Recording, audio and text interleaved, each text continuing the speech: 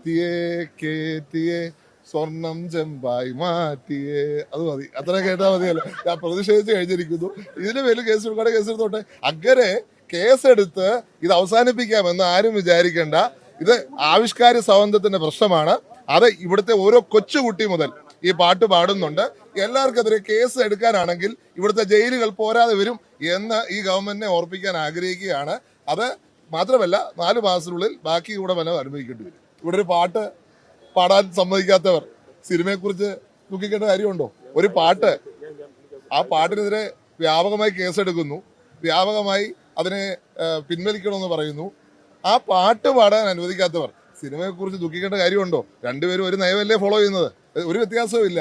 ആവിഷ്കാര സ്വാതന്ത്ര്യം എല്ലാ തരത്തിലും സംരക്ഷിക്കപ്പെടണം, എല്ലാവരുടെയും. അത് സിനിമയാണെങ്കിലും പാട്ടാണെങ്കിലും.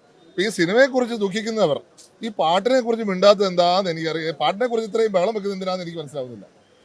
ഞാൻ ചോദിക്കട്ടെ, പാട്ട് പാടിയതാണോ പ്രശ്നം? ശബരിമല പോലെ ഒരു പരിപാവനമായ ഒരു ദേവസ്ഥാനത്ത് ഈ കൊള്ള നടന്നതാണോ പ്രശ്നം? അതിന് മറുപടി പറയട്ടെ. അതിനു മുമ്പ് ഇവിടെ അവിടുത്തെ ആചാരം ലംഘിച്ചതാണോ പ്രശ്നം, അതോ ഈ പാട്ടാണോ പ്രശ്നം? ഈ സർക്കാർ മറുപടി പറയണം. ഈ സർക്കാർ വിലക്കിയ പാട്ടും വലിയ രാഷ്ട്രീയം പറയുന്ന ഒരു പാട്ടാണ്. രാഷ്ട്രീയം ആരും പറയാൻ പാടില്ല, രണ്ടുപേരും ഒരുമിച്ച് പറയുക. ഒരു വശത്ത് കേന്ദ്ര സർക്കാർ പറയുന്നു രാഷ്ട്രീയം പറയുന്നത്, മറുവശത്ത് കേരള സർക്കാർ പറയുന്നു പാട്ട് പാടരുത്. വ്യത്യാസമുണ്ടോ? മുണ്ടും ജാക്കറ്റും വ്യത്യാസം. ആർക്ക് ഇഷ്ടമില്ലാത്ത കാര്യം അവർ വിലക്കും. കാരണം അവരെ സംബന്ധിച്ച് അത് ബാധിക്കുന്ന ഒരു പ്രശ്നമാണ്. അത് രണ്ടു കൂട്ടരും ഒരേപോലെ, ഒരു വ്യത്യാസം.